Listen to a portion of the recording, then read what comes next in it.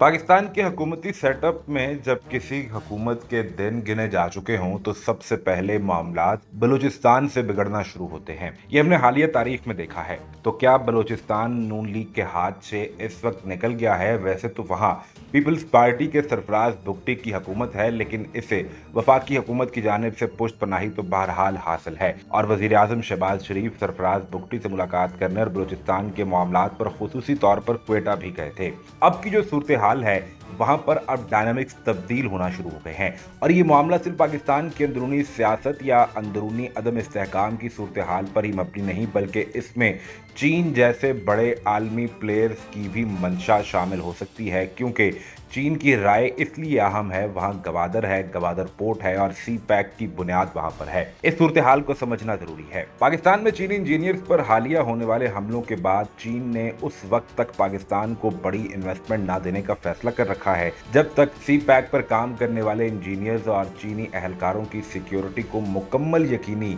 नहीं बनाया जाता। ऐसे में लगता यह है कि मुकामी हुकूमत, वफाकी हुकूमत और सिक्योरिटी इदारों ने यह फैसला किया है कि गवादर में सिर्फ वही दाखिल हो सकेगा जो गवादर का रहने वाला होगा। इसके अलावा किसी शख्स को गवादर में आने जाने की इजाजत नहीं होगी। मामला इसलिए भी हसास है क्योंकि यहाँ पर अब सी पैक खतरे में पड़ता नजर आ रहा है और सवाल सी पैक की क्रेडिबिलिटी और इसको जारी रखने पर आ चुका है, जो पाकिस्तान के लिए बहुत जरूरी है। अब यहाँ कौन चाहेगा कि हालात खराब हों? वही जो ये चाहता है कि पाकिस्तान का सी पैक का मंसूबा पूरा नहीं होना चाहिए।